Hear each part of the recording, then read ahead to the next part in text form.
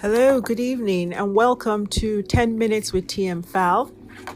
This evening, we're going to talk about my book, The Decade After, Thriving After Divorce.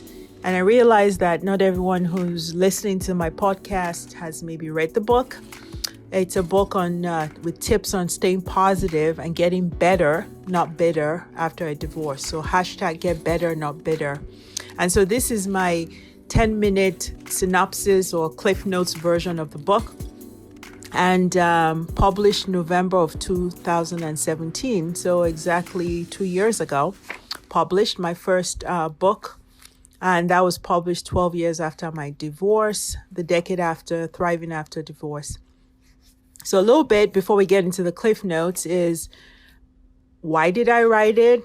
And who did I write it for? And then a little bit about what the book is about, the Cliff Notes version.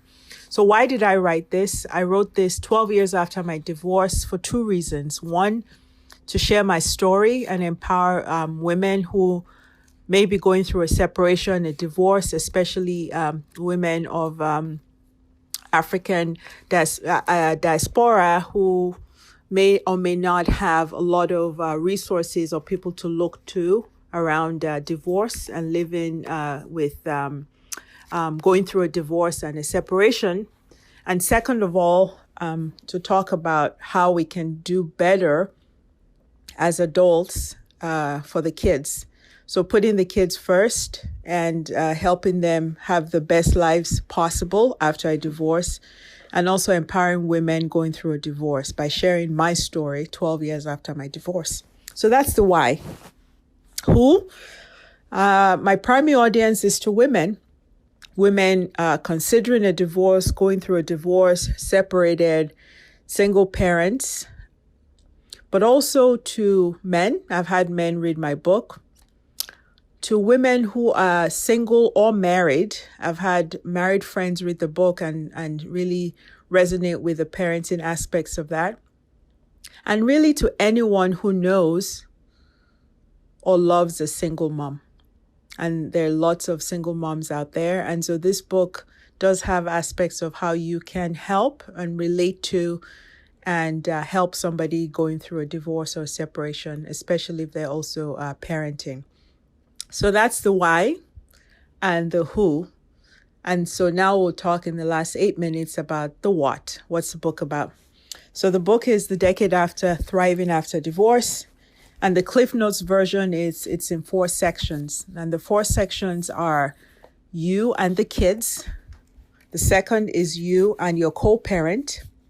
The third section is you and others. And the fourth is you as you grow. And that really is those are the break points and the guiding chapters for this book. And I really do start by defining the difference between surviving and thriving, because I think that's a really key point for the message I'm trying to get across, that we can move from survival to thriving mode. So the definition, the Webster's definition for survive is to continue to live or exist, especially in spite of danger or hardship. And the synonyms include to remain alive, to live, to make it, to hold on, to pull through. So again, surviving is always in reference to the event. And so I'm hanging on, I'm holding on, I'm pulling through. Now, thrive, the definition of thrive is to grow or develop well or vigorously. Very clear differences. And so the synonyms for thrive are flourish, prosper, bloom, blossom, do well, advance, succeed. Not in reference to anything else, but as independent words for your growth. So the whole goal, I thought, for getting my message out there is to encourage and to put us into a thriving mindset, to get rid of the tired story of the divorcee who can't move past the divorce, into a mentality of growth and thriving and doing better and getting better, not bitter after the divorce. So that's kind of the initial part. I have some random musings, talk a little bit about medicine, and that's interwoven into the book. I use a lot of humor because that's my coping mechanism. It's worked for me, and not everybody gets my humor, but most people are not offended by it, so that's good. And so the 4 sections, the first one is about you and the children, and the 2 sections within that really talk about the resolve to put the kids first and letting your kids be your kids and not therapists. So those areas talk about things we can do to put the children first, how we can put our differences aside and make sure that all the decisions that we make during that process, regardless of our hurt and where we are, is really looking at putting the kids first long term. Within that, we talk about putting first things first, which is the kids. And that really helps you throughout that process. The second section goes into you and your co-parent. And this section is one that a lot of times, we struggle with a divorce because you're talking about a relationship ending. And no matter how mutual it seems, it never really is mutual. There's always somebody who's ahead of the game in terms of wanting out of the marriage and somebody who feels like they were caught off guard. So it's really hard to co-parent and co-parent well. But if you put the kids first, it's easier to do. And I remember my divorce attorney really saying she thought it would be better to refer to your ex as a co-parent, because again, that puts that relationship as a positive one. And as long as you're both alive and the children are alive, you are their co-parents, as opposed to always referring to them as your ex, which always puts you back to something that ended.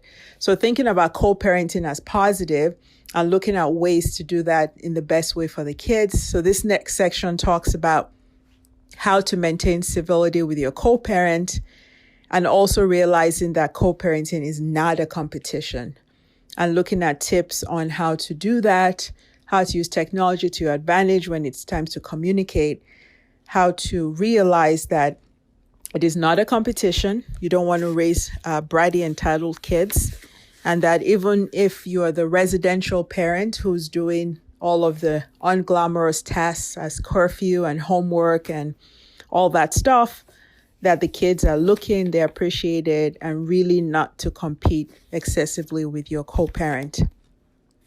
Then we move to the third section of the book, which is you, the divorce, and others. And in this group, talks about others, including your family, your extended family, your friends, your colleagues, your neighbors, random people on the street who want to know about your divorce, people on social media. So this is really you and the others, and it talks about how your divorce will scare people and some of the things that people do and how sometimes you may feel alienated during the process.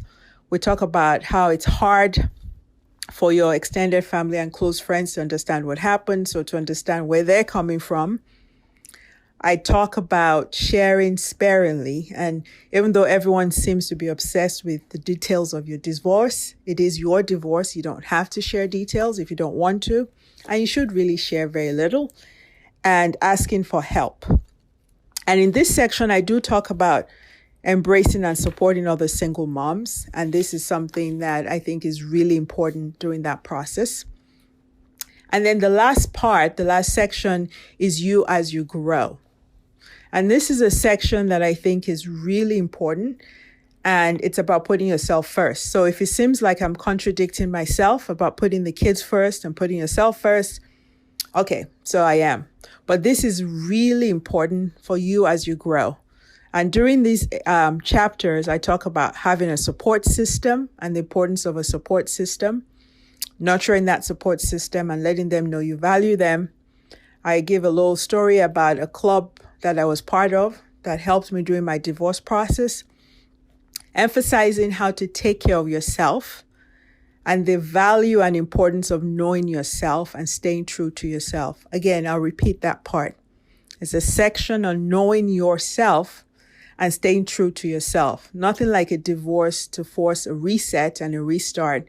And this is where you can really take time, introspection, to learn yourself and learn to stay true to yourself. Then I talk about not rushing into anything and never settling for that next relationship, learn yourself, know what you want, and don't settle. You're divorced, but that makes you wiser.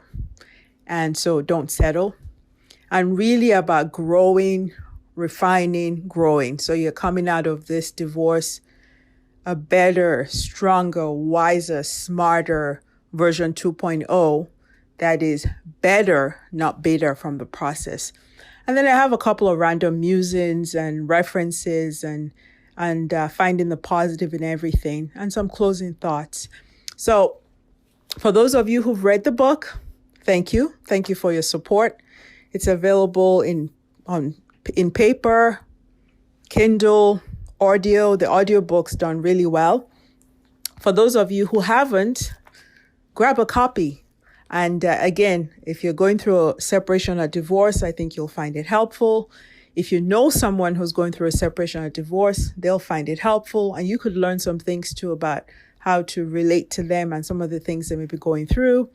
If you're a man, I've had a couple of men read this and leave me great reviews. And if you're someone who just knows a single mom or somebody who's not going through anything, but just wants to read a good book and learn about what the struggle of a single mom is, please go ahead. It's available on Amazon, Barnes & Noble, in all formats. And I would encourage people to read it, share it, leave a review.